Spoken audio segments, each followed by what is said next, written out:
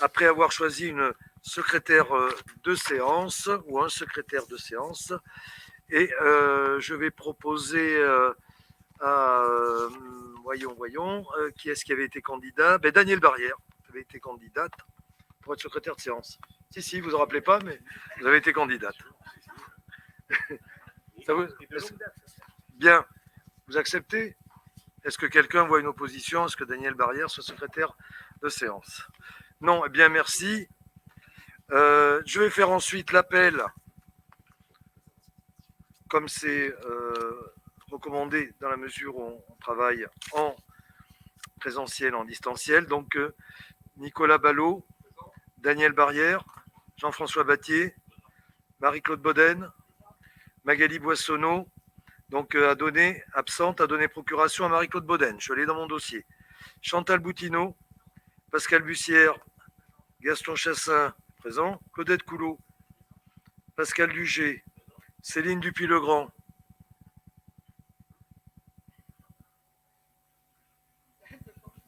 Non?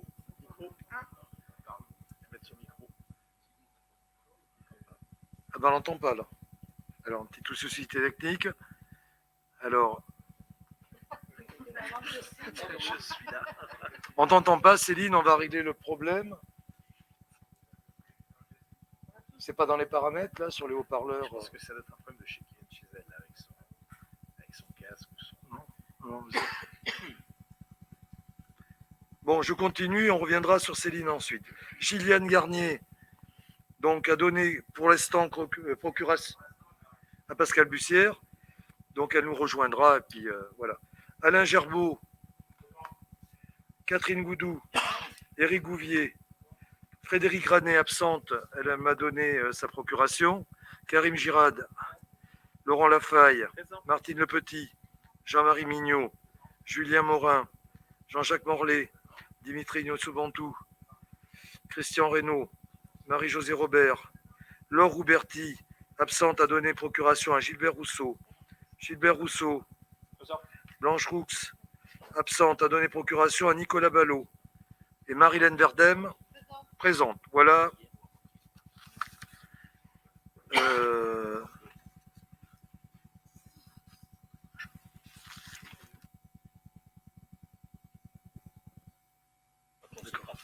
D'accord.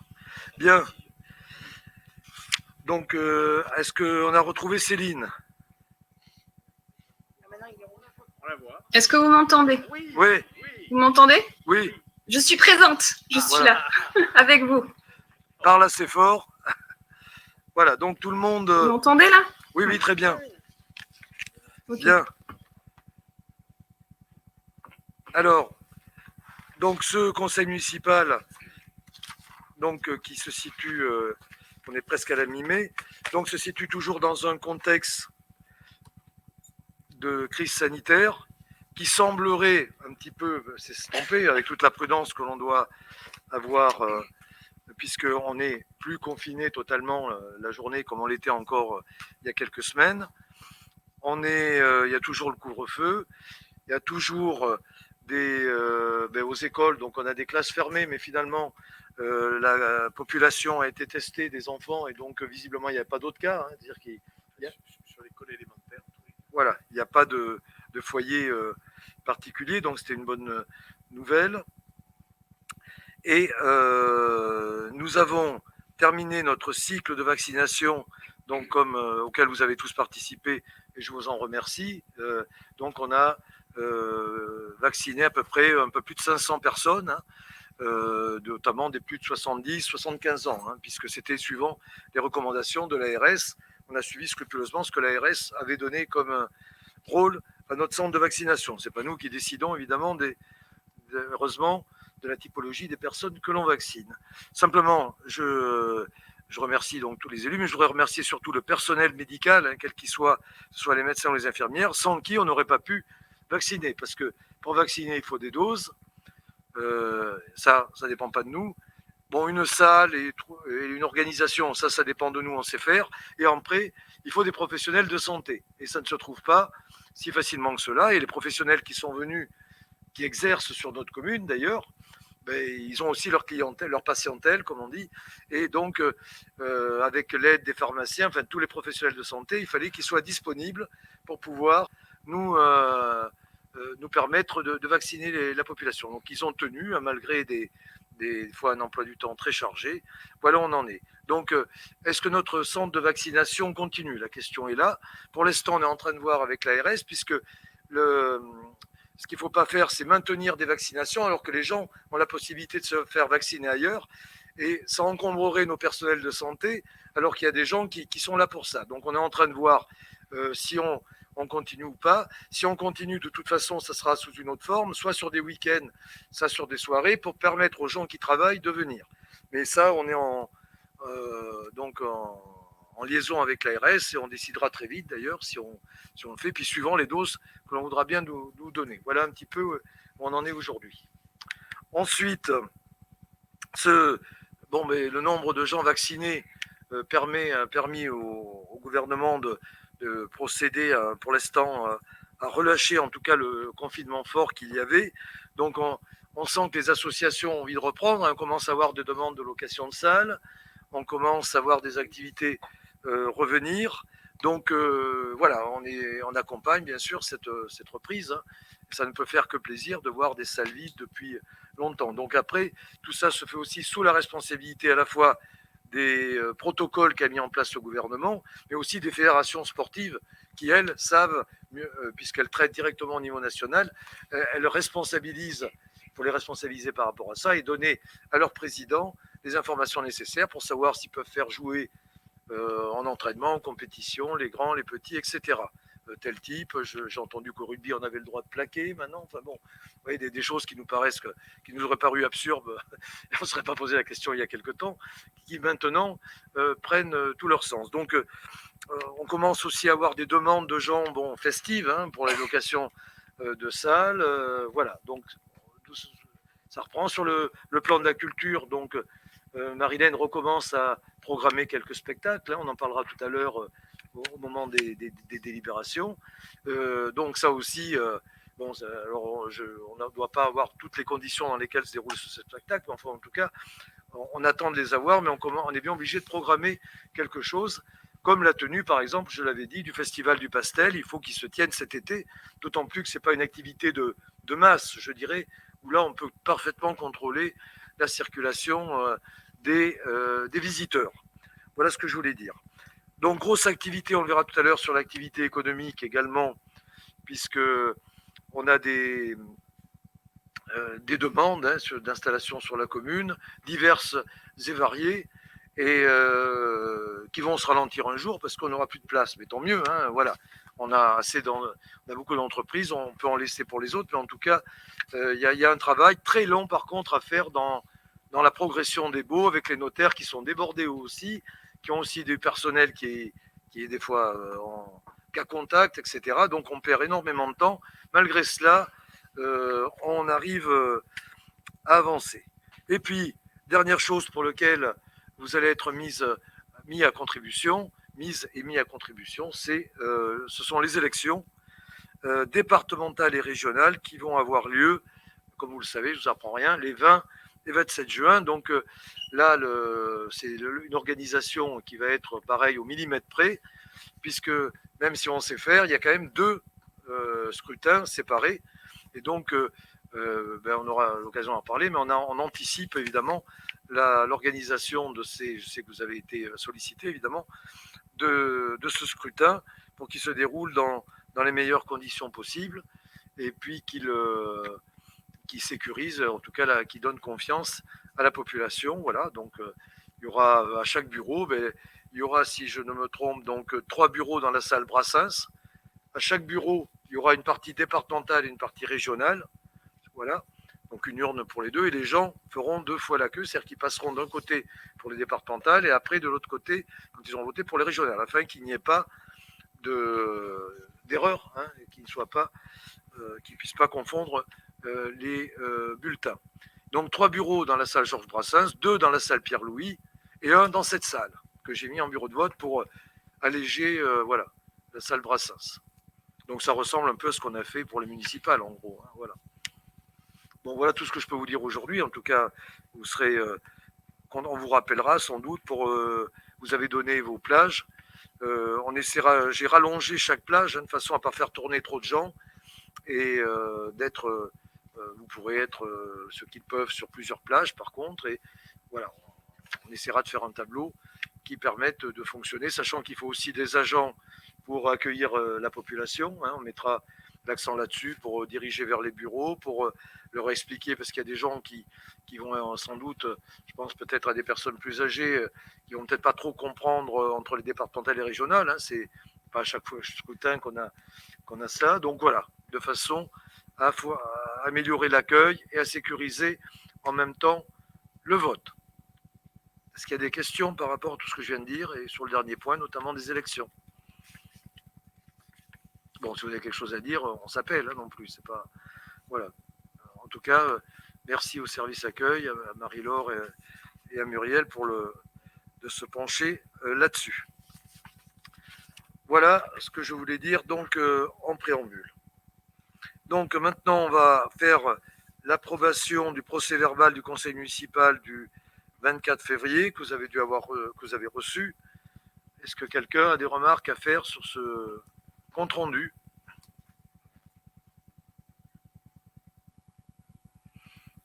Non? Bien, je le mets aux voix.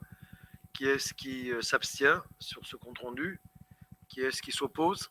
Donc, le compte rendu est adopté. Eh bien, je vous propose de passer aux délibérations.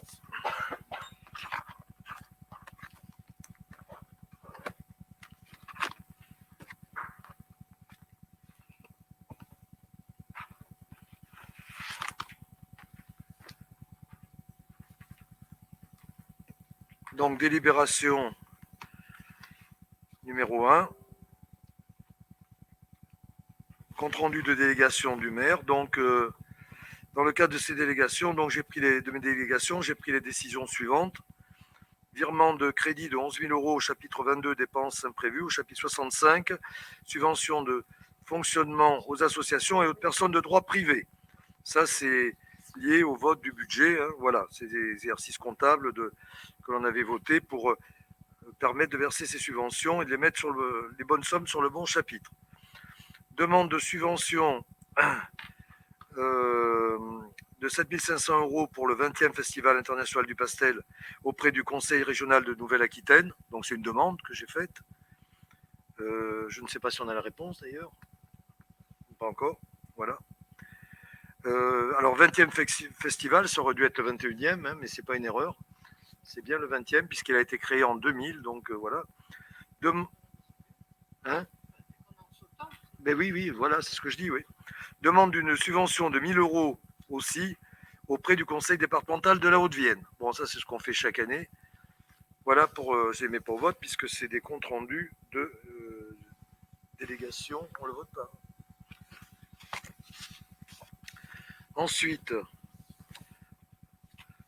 convention de gestion, la délibération numéro 2, donc de gestion du contrat d'assurance statutaire avec le centre de gestion de la fonction publique territoriale. Donc, il convient de prévoir les modalités de gestion des contrats d'assurance qui viennent d'être conclus avec Sofexis CNP pour les risques statutaires du personnel.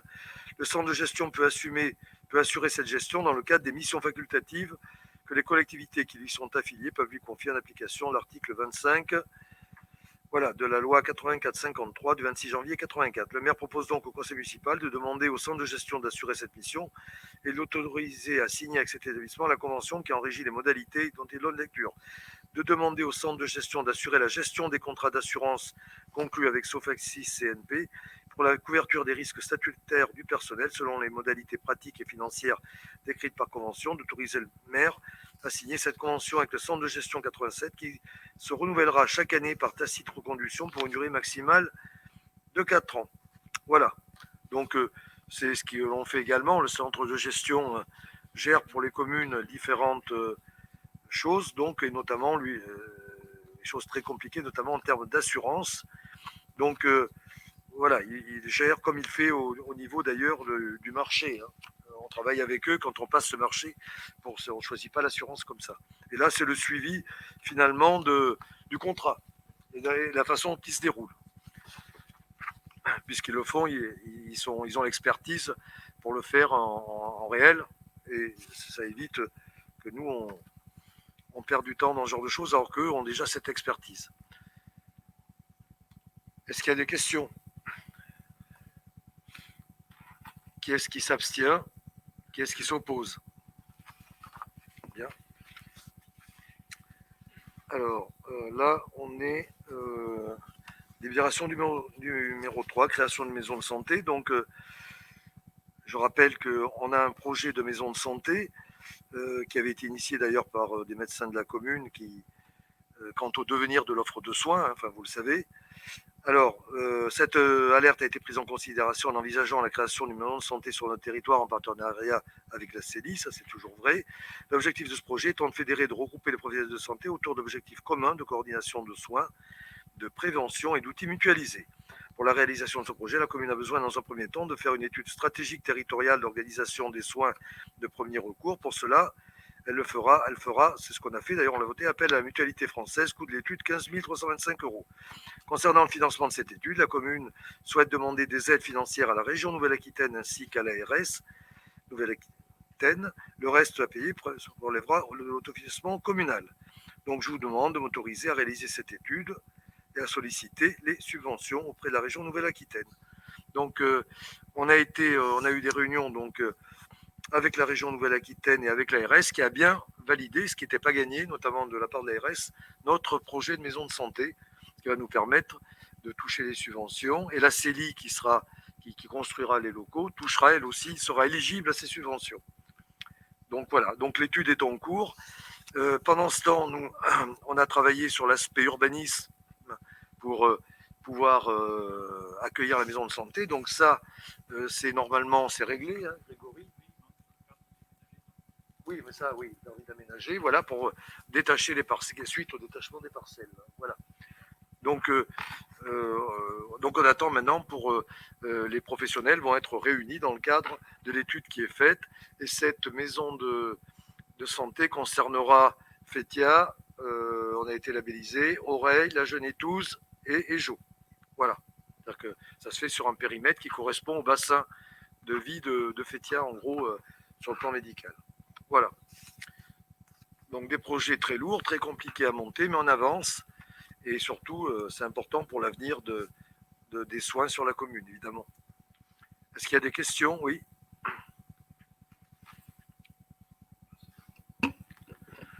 Oui, Pascal Bussière. Oui. J'avais vu qu'on avait validé un montant d'études concernant les Bruges dans le budget 2021. Et il ne me semble pas qu'on ait validé un montant d'études pour la maison de santé, puisqu'on avait parlé à l'époque et on avait dit que c'était la CELI qui s'occupait du financement. Et donc, je voulais savoir, ma première question, c'est est-ce que c'est récent, cette demande d'études? Et la deuxième question, c'est concernant les subventions. J'ai bien vu que vous aviez fait des demandes de subventions. Est-ce qu'elles seront, à quel niveau elles vont être et quelle va rester la part communale à verser pour combler le manque des subventions? Alors, donc sur la première question, ce qui est récent, c'est qu'au départ, les professionnels de santé étaient partis sur l'idée d'une maison médicale, c'est-à-dire en fait où on juxtapose des professionnels de santé. Alors que là, avec l'évolution des choses et la difficulté que a eu la CELI, notamment à cause de la Covid, à mobiliser tous les gens, parce qu'il y en a qui étaient d'accord au départ, puis avec la Covid, bon, je ne vais pas citer un exemple parce que c'est confidentiel, ont des difficultés. Donc c'est pour ça qu'on va partir, et c'est ce que nous demande finalement aussi bien la région que l'ARS, plutôt sur un projet qui sera plus ambitieux de maison de santé qui ne coûtera pas plus cher, mais qui permettra aux autres professionnels de travailler ensemble. Voilà. Donc, et cette étude va coordonner les professionnels de santé, de façon à ce que la CELI n'est qu'un interlocuteur et non pas 7 ou 8 interlocuteurs comme elle avait. Voilà, c'est pour donner plus de cohérence au projet. Est-ce que j'ai répondu à votre première question? Voilà. Et la deuxième, qui était le montant des subventions qu'on a demandé, je vais vous le dire, on l'a fait l'autre jour, ça doit être... Voilà. Oui. Donc en fait, il reste 20% à la commune Voilà. en charge. Oui. D'accord. Donc ça fait 3 000 € à peu près en charge pour l'étude C'est qui ça. a rajouté au Oui, budget. Voilà. D'autres questions? Non? Voilà. Bien, mais qui est-ce qui s'oppose à cette demande de subvention? Qui est-ce qui s'abstient? Ensuite, signature des baux avec la société de Mussy. Donc, ça, c'est une délibération qui remplace la délibération qu'on avait déjà prise, puisqu'on est, comme je vous l'ai dit tout à l'heure, on est en train d'évoluer. C'est un très gros projet, puisque la société de Mussy, représentée par M. Coulot, achète déjà un premier bail à quelqu'un, mais personne qui a un bail avec nous, et ensuite qui va signer d'autres baux pour les terrains annexes avec nous directement. Donc, c'est très long. Monsieur Coulot prend bien sûr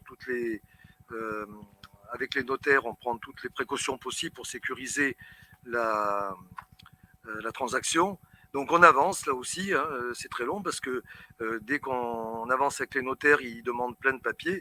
Donc là, c'est pratiquement la même délibération que l'on avait prise au mois de septembre. Voilà.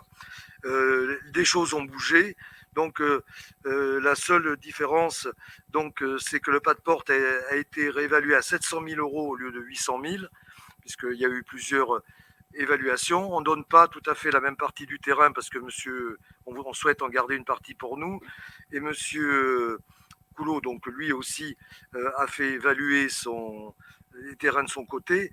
Et on a travaillé également sur la nature des sols, qui est un endroit, voilà, il y a un morceau, une partie où était l'ancienne décharge. Voilà, donc on s'est mis d'accord, et d'ailleurs on a travaillé avec Limoges Métropole également, parce que Limoges Métropole est dans la boucle, pour arriver donc à un prix de 700 000 euros sur ce pas de porte, sachant que on travaille aussi, monsieur Coulot va finalement avoir 3 baux avec nous, donc c'est énorme. Et donc il y avait aussi à gérer le prix des mètres carrés de baux. Voilà, voilà, donc on a essayé de trouver un équilibre entre le pas de porte et les mètres carrés, le prix des mètres carrés des différents baux. Voilà. Est-ce qu'il y a des questions là-dessus? J'espère que, alors, normalement, là, c'était le dernier papier que le notaire voulait ce soir. Voilà. Après, j'espère que maintenant, on pourra commencer à faire la première étape. Je vous ai bien dit, c'est par étape. Hein. C'est-à-dire que monsieur Coulot rachète un bail à monsieur Chabante, lequel monsieur Chabante a déjà un bail avec nous, il le vend à monsieur Coulot. Voilà la première étape. Et après, il y a 2 ou 3 autres étapes qui vont suivre. En tout cas, le but, c'est de créer des emplois. Et là, effectivement, monsieur Coulot va créer une vingtaine d'emplois sur un projet qui doit lui permettre de se développer sur place, puisqu'il avait le choix entre la zone nord où il a un terrain et ici. Et il a préféré rester à Fétia, dans son environnement dans lequel il est depuis longtemps. Sachant que le secteur dans lequel il intervient n'est pas facile en ce moment, puisqu'il vend pour ceux qui ne savent pas, il vend des tuyaux, des canalisations. Et entre le prix des canalisations, comme vous l'avez dit, des matières premières, plus la pénurie qu'il y a également, sans compter qu'une partie, nous le disait encore ce matin, des canalisations était bloquée pour certaines dans le bateau qui s'était coincé sur le canal de Suez. Voyez, vous ajoutez tout ça, c'est voilà, très courageux de monter des projets en ce moment, parce que voilà. Mais bon, j'espère que certaines situations, c'est pas la première fois qu'il y a des tensions sur des prix de matières premières, évolueront dans l'avenir. Est-ce qu'il y a des questions là sur cette délibération? Qui est-ce qui s'oppose? Qui est-ce qui s'abstient? Bien sûr, on vous tiendra au courant de l'évolution au prochain conseil municipal, en espérant qu'on sera passé devant déjà un peu chez le notaire. Ah, pardon. Une délib, vous le savez tous, hein, c'est un outil.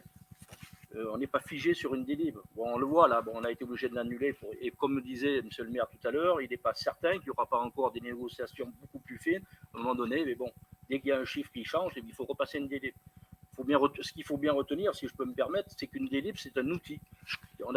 Ça nous arrivait par le passé de passer des délibs et jamais on a exécuté ce qu'il y avait sur la délib parce qu'on n'en a pas eu besoin. Donc, oui, voilà, ça c'est courant. Voilà. Je tenais à vous le dire, c'est tout. Il n'y a rien de... Donc ensuite, Là, on arrive à la délibération numéro 5. Droit de préemption urbain, parcelle BR 98, Aubafort et 101 Aubafort. Donc, je passe la parole à Nicolas Ballot.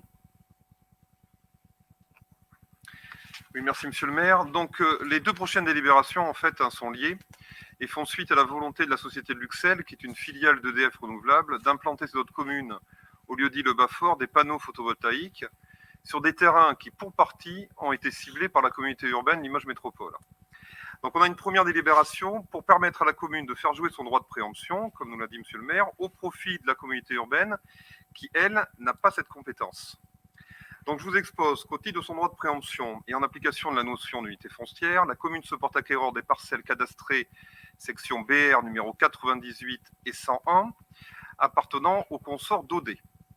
Le projet initial concerne le développement d'un projet de panneaux photovoltaïques au sol par la société Luxel, qui se porte acquéreur d'un ensemble de parcelles de un peu plus de 11 hectares dans le secteur du Bas-Fort. Une partie de cette surface, pourtant, a été ciblée par la communauté urbaine de Limoges Métropole pour créer une zone économique. En effet, ces parcelles sont situées dans un secteur très attractif de Fétia au regard de son environnement, proximité des échangeurs 36 et 37 et la zone commerciale de Boisseuil. Ce secteur avait donc été retenu comme secteur de développement avec un potentiel de 5 hectares environ par une délibération du conseil communautaire en date du 18 décembre 2019 relative à l'adoption du schéma de développement des parcs d'activités économiques. Cette préemption est donc réalisée par la commune de Fétia au titre de son droit de préemption pour le compte de la communauté urbaine qui détient la compétence zone d'activité économique. L'acquisition des parcelles se fera au prix indiqué dans la déclaration d'intention d'aliéner, soit 382 453 € hors taxe, c'est-à-dire 5,50 € hors taxe le mètre carré. Et évidemment, Limoges Métropole s'engage à racheter ces parcelles à la commune dans les plus brefs délais. Donc, après avoir entendu cet exposé, après en avoir délibéré, je vous propose de donner votre accord pour l'acquisition de ces deux parcelles pour le compte de Limoges Métropole au prix de 382 453 € et de donner au maire toutes les autorisations nécessaires aux fins envisagées. Est-ce qu'il y a des questions sur ces délibérations? Non. Donc, non, mais sur celle-là, c'est bon, là. D'accord. Bien. Donc, je la mets au vote. Qui est-ce qui s'abstient? Qui est-ce qui s'oppose? D'accord. Ensuite, implantation d'un parc photovoltaïque au sol de 8 hectares sur la commune de Fétia. Alors, Monsieur Ballot. Oui, deuxième délibération. C'est surtout une deuxième délibération, vous avez compris, parce que le projet de Luxel était un projet qui était à la base de 11 hectares. Il va être un petit peu moins important du fait de la préemption de la commune pour créer la zone artisanale, enfin, prochaine zone artisanale. En tout cas, la communauté urbaine veut récupérer ces terrains pour l'avenir. Mais nous, on voulait mettre une délibération aussi pour réaffirmer notre volonté d'œuvrer pour la démarche de développement durable et donc faciliter aussi l'implantation de dispositifs d'énergie renouvelable sur notre commune. Donc, je vous expose que la société de Luxel, donc domiciliée à Montpellier, envisage l'implantation d'un parc photovoltaïque au sol sur la commune de Fétia, on le dit le Bas-Fort, sur les parcelles suivantes. Donc, vous les avez sur la page continue, la BR 89, 98 pour partie, 101, 158 et 87 pour une surface qui fera environ 8 hectares. Le conseil municipal, par son vote, atteste de sa volonté d'engager la commune dans une démarche de promotion des énergies renouvelables sur ce foncier. Ce projet s'intègre idéalement dans le développement économique local. En effet, aucun aménagement communal n'est à prévoir pour permettre l'équipement des terrains. Et on peut noter aussi que les équipements installés pourront être réversibles. Après avoir attendu dans cet exposé, en avoir délibéré et en accord avec Limoges Métropole, je vous propose que le conseil municipal décide d'autoriser la société Luxel à implanter un parc photovoltaïque au sol sur la commune, d'apporter son soutien à la société Luxel auprès des différentes instances et services de l'État pour faciliter l'implantation du parc photovoltaïque, de proposer de faire inclure le parc photovoltaïque au sol en zone AUPH du plan local d'urbanisme intercommunal en cours d'élaboration. Il y aura obligation de faire ce changement au niveau du PLU et de donner évidemment au maire toutes les autorisations nécessaires aux fins envisagées. Bien, merci Nicolas. Est-ce qu'il y a des remarques, des questions? Monsieur Morin, oui. Je vous en avais informé, monsieur le maire. Est-ce qu'on pourra marquer au procès-verbal que je ne souhaite pas participer aux discussions et au vote? Donc, et hors procès-verbal, j'explique quand même, oui. tout simplement parce que pour le compte du ministère de l'écologie, je suis amené à prendre des actes qui subventionneront, peut-être ou pas, Oui. ce genre d'installation. Je ne voudrais pas qu'il y ait de conflit raison. d'intérêts par rapport à ça. Bonne remarque, parce que là, effectivement, vous êtes en plein dans le conflit de fonctions. C'est rare, mais chacun d'entre nous a des professions qui font que parfois, voilà. Alors, Monsieur Bussière, est-ce que vous êtes en conflit avec de fonctions? Non, non, du tout. Bon, Je voulais juste une précision. Donc, j'ai Oui. bien entendu donc l'achat par Limoges Métropole des 98 et 101, hein, Oui. c'est ça, sur la première délibération. Oui. Par contre, j'ai vu qu'il y avait d'autres parcelles, et c'est ce que vous avez évoqué, qu'il y avait d'autres parcelles qui étaient incluses dans la deuxième délibération. Oui. Je voulais savoir, est-ce elles appartiennent déjà à la commune, et est-ce qu'elles ont déjà été revendues à Limoges Métropole ou pas? non, mais non. Nous, on a aucune parcelle à nous là-bas. C'est que des D'accord. terrains privés, hein, pour l'instant. D'accord. Sauf que quand vous vendez une parcelle à quelqu'un, vous faites passer un compromis de vente. C'est ce qu'ont fait les propriétaires. Donc, ils ont passé un compromis de vente avec la société Luxel. Et nous, le maire, je reçois une déclaration d'intention d'aliéner. C'est-à-dire que alors, Limoges Métropole n'a pas ce pouvoir. Moi, je l'ai, la commune. Je peux dire, ah ben non, là, on ne souhaite pas. On est intéressé par ces parcelles. Donc, on fait une déclaration d'intention d'aliéner. Et c'est nous qui devons acheter la parcelle. Voilà. Peut-être pour Pour être compléter, clair, les panneaux photovoltaïques au sol seront sur l'ensemble de ces parcelles-là. alors, la zone photovoltaïque, elle est en jaune. Hein, Ouais, sur, 158, 89, 87, une partie de 98 et 101. c'est ça, exactement. D'accord. Ok. Et pour Donc bien il y a une partie qui sera sur Limoges Métropole. Alors, pour bien comprendre, en fait, Non. si on reprend le plan tel qu'il est fait, d'accord, Limoges Métropole a ciblé comme zone économique tout le haut de la 98 et la numéro 100. D'accord? Mais la numéro 100, pour l'instant, elle appartient à un privé. Si à un moment donné, Limoges Métropole décide d'installer la zone artisanale, la commune refera jouer son rôle de préoption pour acquérir la parcelle numéro 100. Et on a dû acquérir la 98 et la 101 en même temps parce que c'est une même unité foncière. Donc on était obligé d'acquérir les deux en même temps. On ne peut pas séparer l'unité foncière au niveau de l'achat. Il y a des compléments peut-être sinon, Non, c'est bon. Très bien. Ouais. Voilà. Donc, c'est évidemment que nous, on est sollicité énormément par comme beaucoup de communes, par les installateurs photovoltaïques. Donc là, comme c'est Limoges Métropole qui a cette compétence, si Limoges Métropole n'avait pas été d'accord sur ce projet, je ne l'aurais pas proposé. Ça se fait en accord, évidemment, avec la communauté urbaine, donc, qui, elle, avait dans son schéma foncier immobilier de Limoges Métropole, avait pris à peu près 5 hectares, hein, pour faire une petite zone artisanale, parce que c'est pareil, au niveau du SCOT, on nous demande, avant de faire des grandes zones ailleurs, de commencer à boucher les trous qu'il peut y avoir sur des zones qui sont déjà accessibles où il y a les réseaux, hein, ça fait partie de l'environnement. Donc voilà, ça a été fait en complet accord avec Limoges Métropole.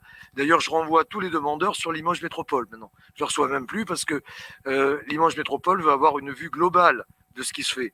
Parce que si chacun dans sa commune fait des panneaux dans tous les sens, ça n'a pas grand intérêt. C'est quelque chose qui doit se voir au niveau global. Donc, alors, je vous rappelle aussi que pour installer des panneaux photovoltaïques, alors M. Morin le sait mieux que moi, entre le moment où on en parle et le moment où il peut commencer à les poser, c'est 5 ans d'études. Vous me confirmez peut-être, M. Morin? C'est ce que m'a dit la société, quoi. Non, mais je parlais de la durée d'une étude. C'est très long, quoi. Ce que je voulais dire. Je prends pas de parti là. Voilà. C'était simplement pour. Voilà. Donc il y a 5.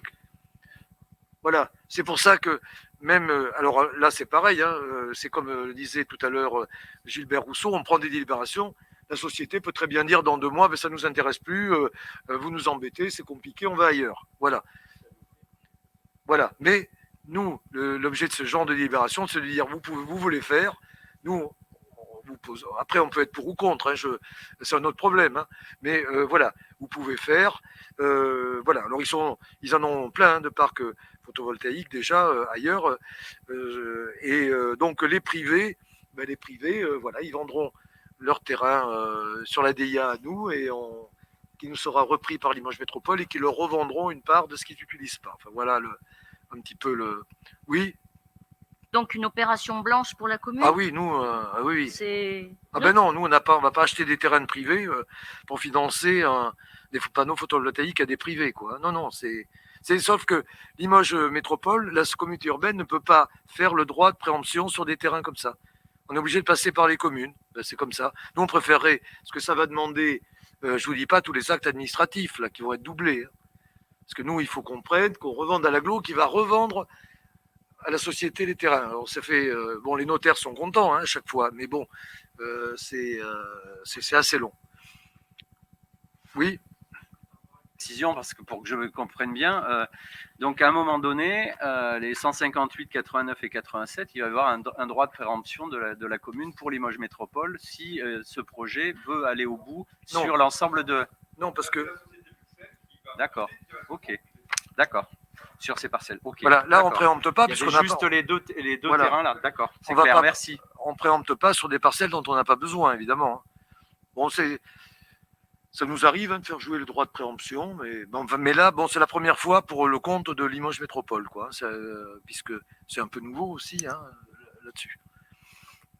Après, on aurait pu, Limoges Métropole, on en a parlé avec Guillaume Guérin, donc, et le directeur le DGA des affaires économiques, on aurait pu dire, écoutez, prenez tout, mettez du panneau photovoltaïque. Bon, après en avoir discuté, c'est dommage de mettre du panneau photovoltaïque sur des terrains qui sont très sains et voilà, sur lesquels on peut mettre de l'activité qui crée des emplois. Voilà, c'est toujours. Donc là, on a coupé la poire en deux. Hein, pour pas, on leur dit vous. Alors bien sûr, ils n'étaient pas très contents parce que ils auront moins d'hectares pour mettre leurs panneaux. Là, on met 8 hectares. Je pense que ça sera un peu moins au final, mais qui peut le plus, peut le moins.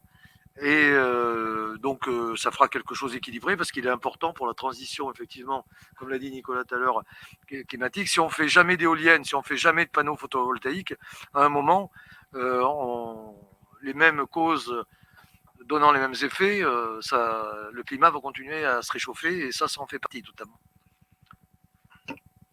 Juste pour savoir, les photovoltaïques, le champ de ces panneaux-là, va être visible ou ça va être quelque chose. Ils seront pas très hauts, ils sont pas très hauts non, ils ont l'habitude, on les verra pratiquement pas. D'autant plus qu'ils donneront côté autoroute, donc voilà, ils seront en contrebas en fait là, beaucoup moins que s'ils avaient été sur le devant. Et après, il est prévu de faire de l'éco-pâturage dessous, etc. Mais là, on n'en est pas là encore. Les moutons ont le temps de grandir. Voilà. Bien. Est-ce qu'il y a d'autres questions? N'hésitez pas, c'est intéressant. C'est toujours des projets un petit peu nouveaux, compliqués, encore une fois. Bon, je regrette que dans notre. C'est très compliqué d'arriver sur des dossiers comme ça, que les choses ne soient pas plus simples, mais bon, c'est pas nous qui décidons. En tout cas, il faut le faire dans les normes demandées au point de vue et dans les lois exigées. Oui. Bien évidemment, les toitures des bâtiments publics sur Fétia. Oui, mais ça, on travaille dessus. Oui, non, mais ça. L'un n'empêche pas l'autre. Hein. Et je parle au sol, parce qu'au sol, il y a toujours des détracteurs. Voilà. Après, il y a le pour et le contre. Effectivement, quand on utilise du sol, on prend du sol qui pourrait servir à de l'agricole, qui pourrait servir à de l'emploi. Bon, là, justement, sur les parcelles, et notamment dans le bas, il y avait des difficultés d'aménagement et d'accès. Donc, je trouve que le photovoltaïque correspond finalement à l'activité la meilleure que l'on puisse faire à cet endroit. Bon, écoutez, on clôt sur là-dessus si j'ai répondu à toutes les questions. Donc, qui est-ce qui s'abstient sur cette délibération, qui s'oppose? Merci, puis on verra bien dans quelques années ce qu'il en est. Alors, actualisation des tarifs pour la taxe locale sur la publicité extérieure.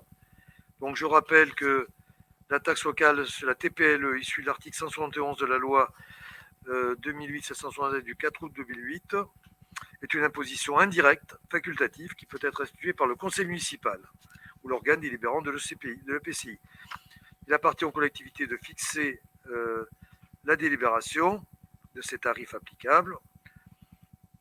Alors, en 2020, le taux de variation de l'indice des prix à la consommation hors tabac est de plus 0%. Par conséquent, je vous propose que les tarifs maximaux des TPLE prévus et servant de référence, donc n'évoluent pas en 2022. Les tarifs de référence maximaux de droit commun s'élèvent ainsi en 2022 16,020 dans les communes de moins de 50 000 habitants, 21,40 € dans les communes dont la population est comprise entre 50 000, etc. 32,40 dans les communes de plus de 200 000 habitants. Les collectivités ont la possibilité de procéder à la majoration des tarifs de droit commun cités ci-dessus. Dans ce cas, le tarif de référence s'élève en 2022 à 21,40 pour les communes, etc. On reprend les chiffres du dessus. Les tarifs minimaux de base font l'objet de coefficients multiplicateurs en fonction du support publicitaire et de sa superficie. Donc, nous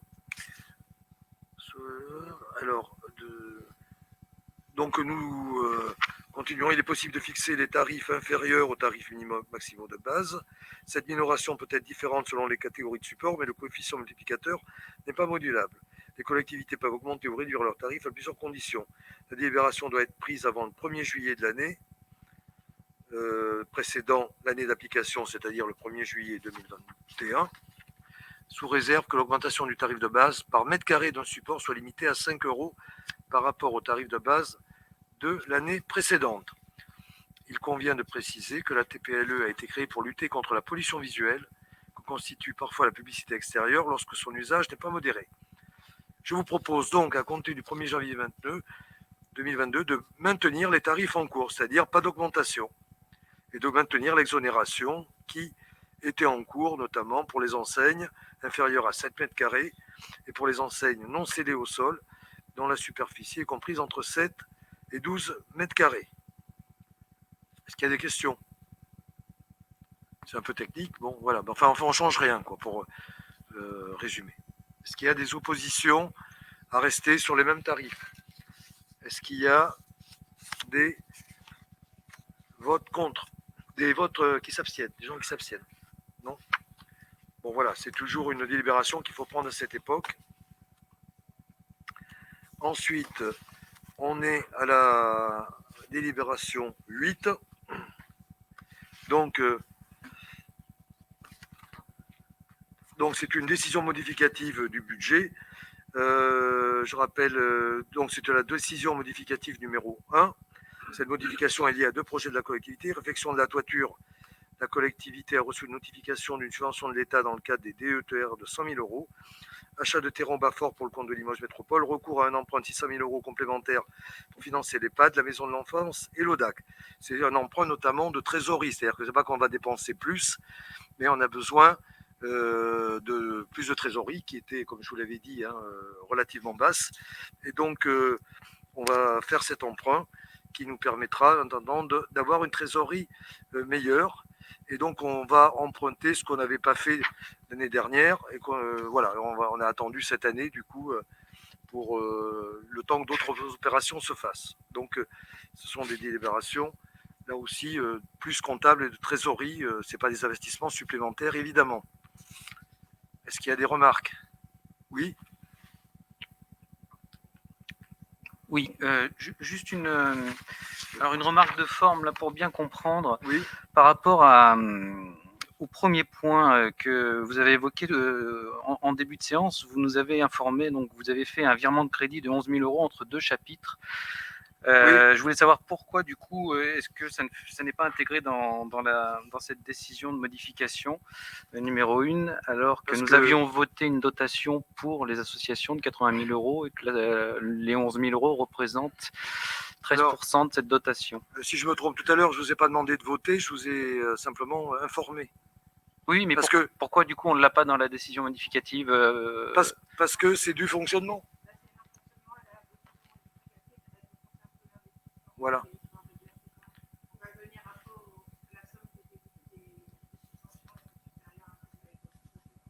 Voilà. D'accord.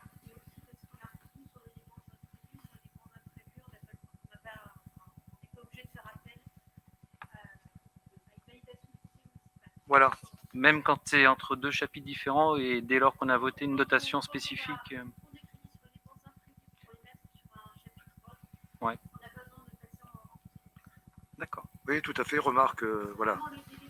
Oui, c'était pour bien comprendre. Oui. Vous avez raison, hein, voilà. Du coup, oui, et là aussi pour bien comprendre, alors Oui. du coup, l'emprunt des 600 000 euros, il vient bien en plus des 208 000 euros que nous avions voté, Tout à fait, l'emprunt tout d'équilibre, à fait, c'est hein. ça, hein? C'est à peu D'accord. près ce qu'on a calculé pour bien D'accord. passer en trésorerie. D'accord. Voilà. Sur la subvention EHPAD, Oui. il me semblait, c'était pas intégré déjà au budget, les 135 000 euros? Il y en a une partie qui était intégrée, pas toute, parce on voulait la lisser sur 2 ans. D'accord. Et bon, les travaux avancent vite et l'EHPAD a aussi des problèmes de trésorerie, quoi. Donc, on se couvre au cas où il faudrait avancer D'accord, dessus. c'est pour qu'on Voilà. puisse être plus Voilà. réactif aux besoins pour Parce l'EHPAD. que, D'accord. bon, on vient de faire un conseil d'administration des EHPAD, c'est pareil, hein, c'est au millimètre près, hein, malheureusement.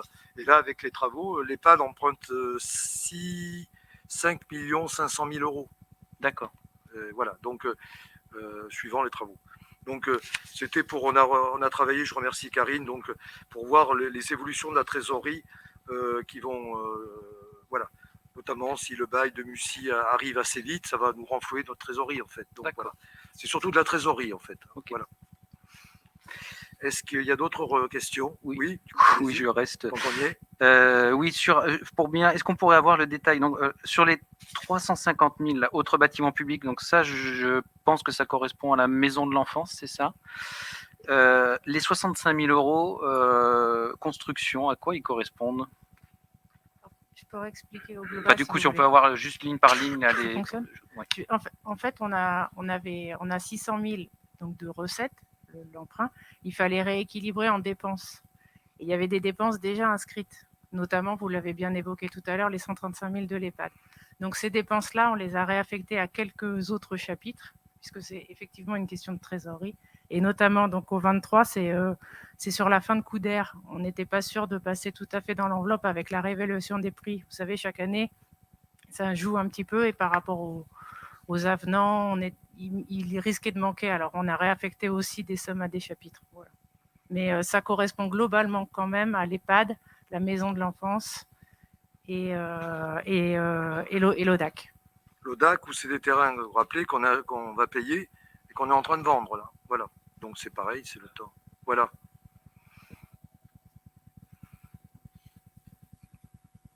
Merci de vos questions. Est-ce qu'il y en a d'autres? Bien. Qui est-ce qui s'oppose à cette délibération? Qui est-ce qui s'abstient? Alors, on arrive à la délibération numéro 9. Donc, je passe la parole à Marie-Claude Bauden pour les suites au budget, finalement. Voilà, pour le détail, pour les subventions qui sont, la première partie des subventions, en tout cas, qui sont là. Merci, monsieur le maire. Je présente donc au conseil municipal les propositions pour l'attribution des subventions aux associations pour l'année 2021. Il est rappelé à l'Assemblée délibérante qu'en 2020, la commune a maintenu son soutien au monde associatif en versant l'intégralité des subventions, et ceci malgré l'arrêt complet de l'activité. En parallèle, durant l'année 2020, la commune a investi dans ses infrastructures sportives pour notamment 4 associations sportives, soit l'extension du complexe Coudert, l'acquisition de mobilier sportif pour la salle de gymnastique, l'éclairage de la piste et du terrain d'honneur du stade Roger Coudert et la réfection des tribunes du stade d'honneur Roger Coudert. Compte tenu de la situation sanitaire, du peu d'activités associatives, la Commission propose de conserver les critères appliqués ces dernières années, mais de n'attribuer que 50% des montants ainsi définis, afin de permettre aux associations d'organiser une éventuelle reprise en septembre. De cette façon, chaque association recevra au moins la moitié de la subvention de fonctionnement reçue en 2020. À noter que quelques associations ont fait le choix de ne pas demander d'aide ou une aide inférieure aux attributions passées. La Commission a adapté certains montants à la situation de l'association. Les subventions accordées dans le cadre des subventions exceptionnelles ne sont pas maintenues. En 2021, les associations ne résidant pas sur le territoire communal ne se verront pas attribuer de subventions.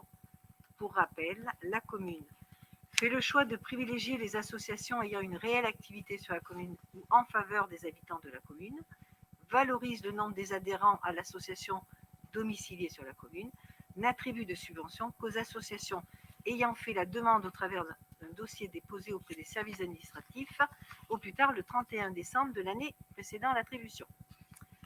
Pour les associations sportives, compte tenu de la situation exceptionnelle, les associations sportives se verront attribuer en sus 50% du montant 2020 versé dans le cadre des subventions liées aux résultats. La subvention de fonctionnement pour les écoles de sport labellisées sera versée à hauteur de 50%. Elle est intégrée dans la subvention de fonctionnement. Les associations devront fournir les documents attestant de la labellisation.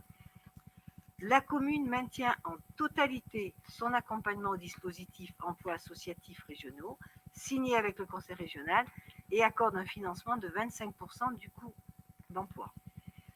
Les remboursements seront effectués par semestre sur demande de l'association, sur présentation du contrat en cours, des bulletins de paie et des états de financement du conseil régional. Je demande donc au conseil municipal, après avoir examiné l'ensemble des propositions de la commission finances, d'adopter les montants accordés aux associations tels que précisés dans le tableau annexé à la présente délibération et dont vous avez pu prendre connaissance. Bien, merci Marie-Claude. Donc, Voilà. Est-ce qu'il y a des questions? Oui. Juste une précision, si les activités reprennent bien en septembre et Oui. à plein régime jusqu'à la fin de l'année, quelle va être la décision sur des demandes éventuelles de rallonge de subventions Alors, de certaines associations? Ce que j'ai dit, notamment de certaines, parce qu'il y en a qui ont des grosses activités qui peuvent reprendre rapidement, donc qu'on reverrait tout ça au mois d'octobre, qu'on referait, voilà. Parce que pour l'instant, je rappelle qu'on a aidé pas mal cette année, enfin en 2020, les entreprises, on a donné priorité aux entreprises. Et puis avant, imaginons que ça ne reparte pas, voilà, donc on préfère être sûr. Et donc, comme je l'ai écrit et je l'aurais dit, il y aura on reviendra devant le conseil municipal suivant l'état au mois d'octobre. Voilà, comme ça on fera le point, on verra ce qu'il y aura, si effectivement il y a des reprises, on aura certainement des modifications à faire pour quelques associations. Voilà, voilà. Et une reprise, bien sûr, qu'on espère. Oui, et j'espère qu'on aura à en reparler justement, voilà. Parce que si il y a l'aspect financier, mais ce qui inquiète le plus, on l'a dit, les associations, c'est qu'il y a des adhérents qui ont disparu. Et les bénévoles. Et les bénévoles qui ont disparu aussi. Donc voilà. la machine va certes se remettre en marche, mais effectivement, voilà.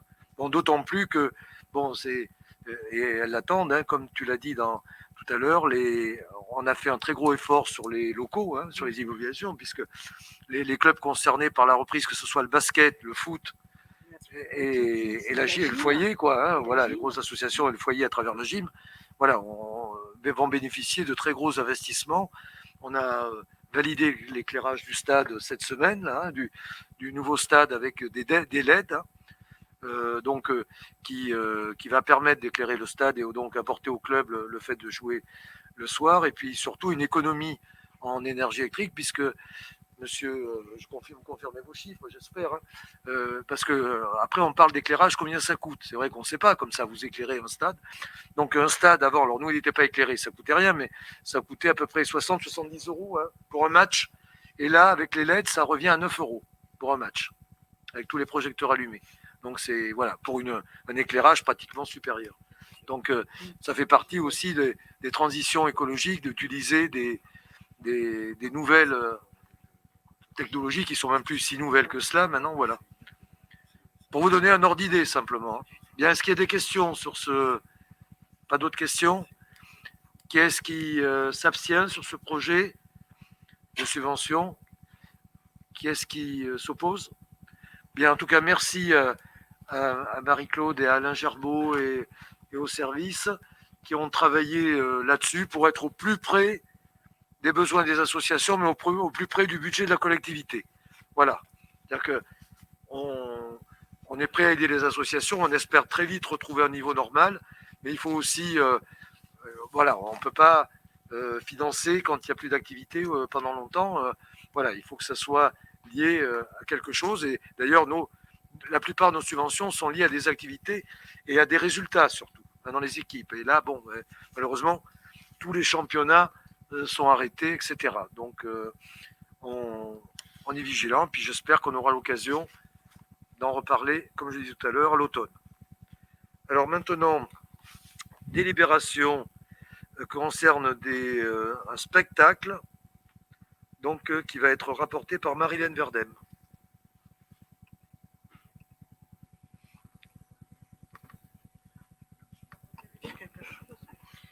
Oui, merci Monsieur le maire. Donc cette année, nous allons accueillir un spectacle qui est proposé par le Festival des Francophonies en Limousin.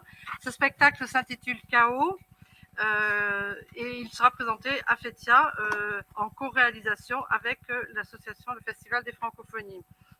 Donc, pour accueillir ce spectacle, il y a lieu de signer une convention de partenariat entre la ville de Fétia et le festival, convention qui déterminera les engagements de chacune des parties.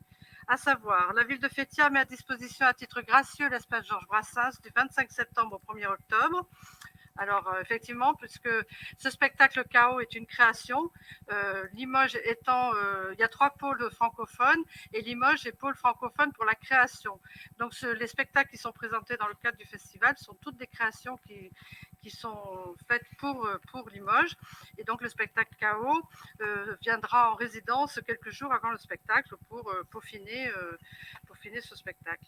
C'est pour ça qu'on accueille les artistes à partir du 25 septembre. Donc la ville de Fétia mettra le régisseur de la salle à disposition des francophonies pour la durée précitée.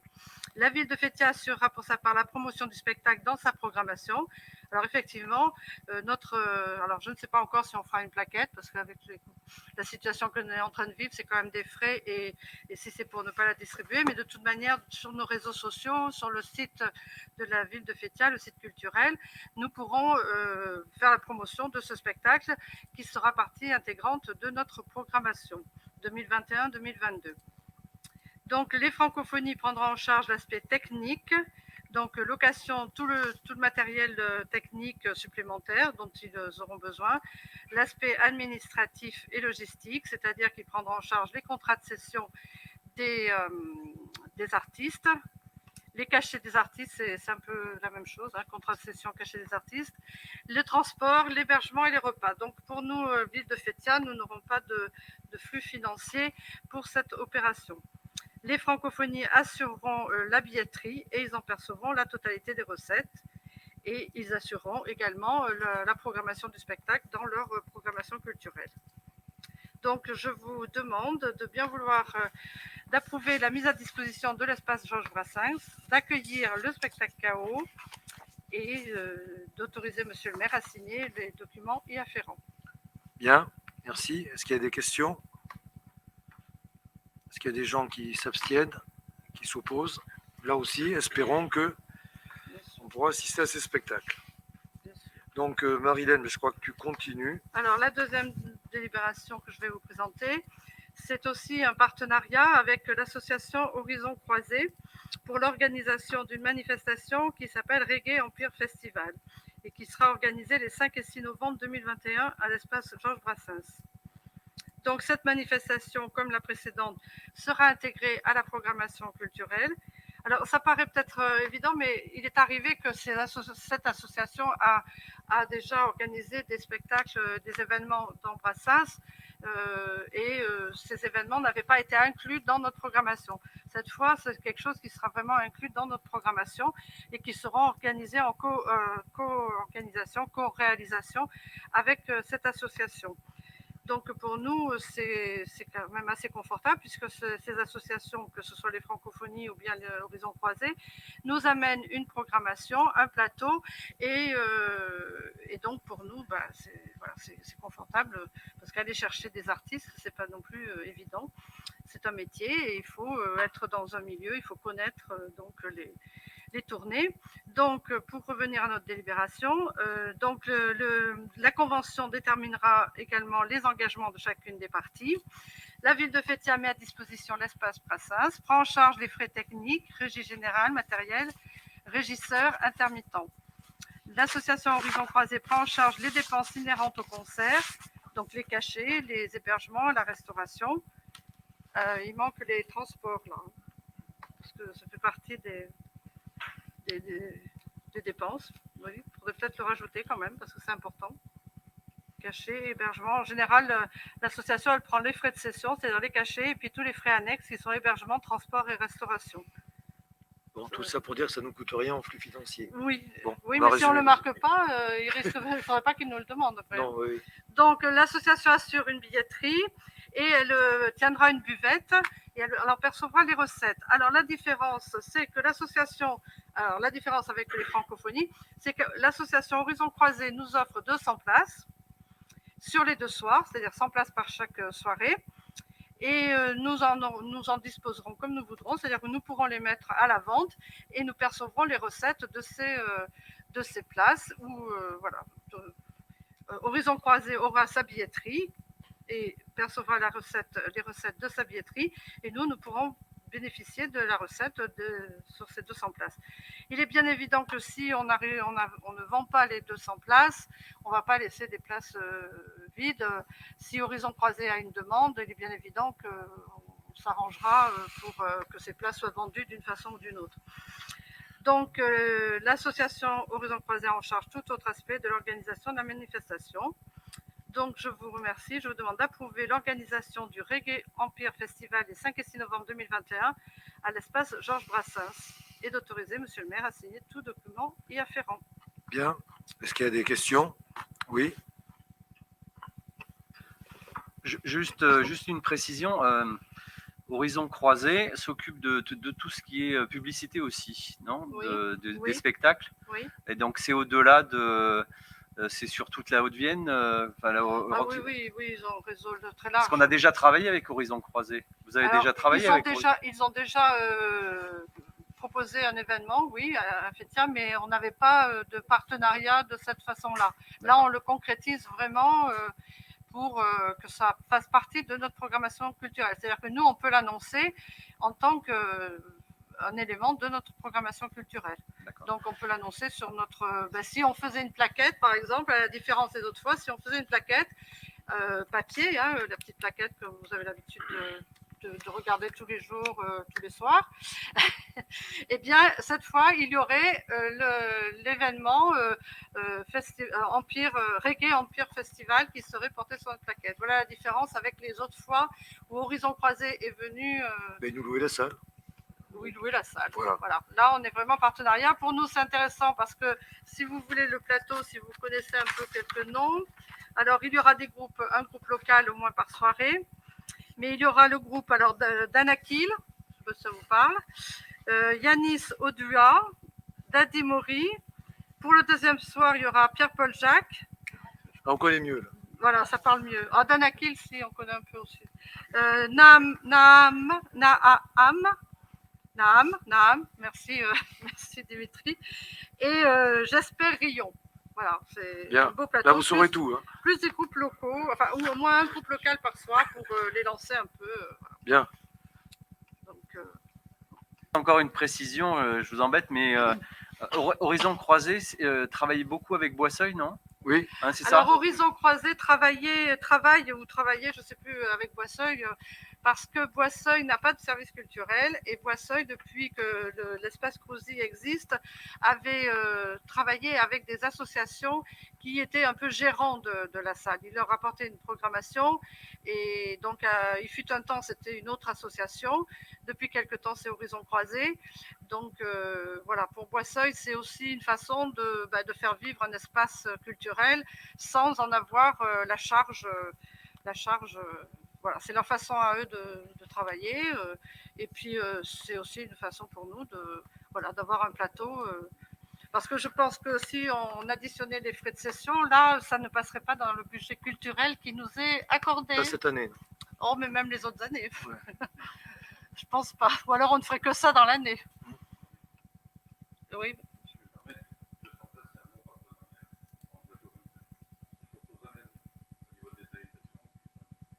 Ah ben on est libre d'en faire ce qu'on veut. Hein. Oui, mais les 200 places, on est libre d'en faire ce qu'on veut. On peut en vendre aux gens de Fétia parce que par le biais du passeport culturel, ils peuvent avoir un tarif. Mais simplement par le biais du passeport culturel. On ne peut pas non plus faire un prix des places à tout public inférieur au prix que va vendre Horizon Croisé. On ne va pas leur faire une concurrence à ce niveau-là. Par contre, par rapport aux habitants de Fétia qui ont le passeport culture, à ce moment-là, on peut leur faire un tarif un peu moindre. Et puis on peut donner des invitations qu'on prendra sur notre quota de ces 200 places.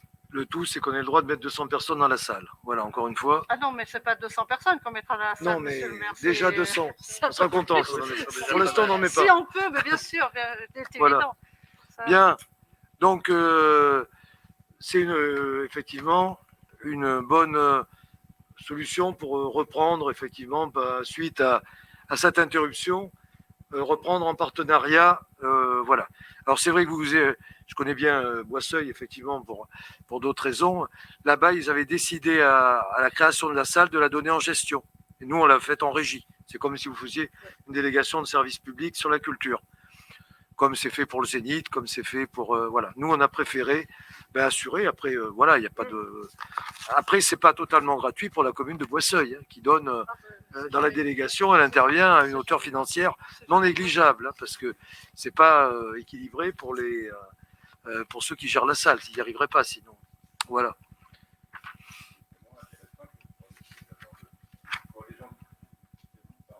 Intéressant pour les gens de Boisseuil que de Fétia, hein, au niveau des prix. Oui, oui, oui. Ah ben oui, parce qu'ils n'ont pas de passeport culture. Voilà. Donc, on n'est pas, on n'est pas du tout dans la même optique. Voilà. Là, ils appliquent, si vous voulez les tarifs, ils appliquent 32 € la soirée ou ils font un pass sur les 2 jours à 55 €. D'accord. Voilà. Bien. Est-ce qu'il y a d'autres questions? Eh bien, écoutez, je mets au vote cette dernière délibération. Qui est-ce qui s'abstient? Qui est-ce qui s'oppose? Écoutez, je vous remercie pour votre attention sur des sujets qui étaient importants, même s'il n'y a que 10 délibérations, mais qui a permis de... Voilà, et puis je vous donne rendez-vous le 30 juin. Enfin, ça sera confirmé, mais sans doute le 30 juin, pour nous retrouver également pour des délibérations qui ne manqueront pas de faire besoin d'ici là, mais ça ne sera pas un conseil municipal très long, je pense. Hein, voilà. Enfin, très long, en tout cas sur le nombre de délibérations. Alors, il y a des gens qui demandent la parole.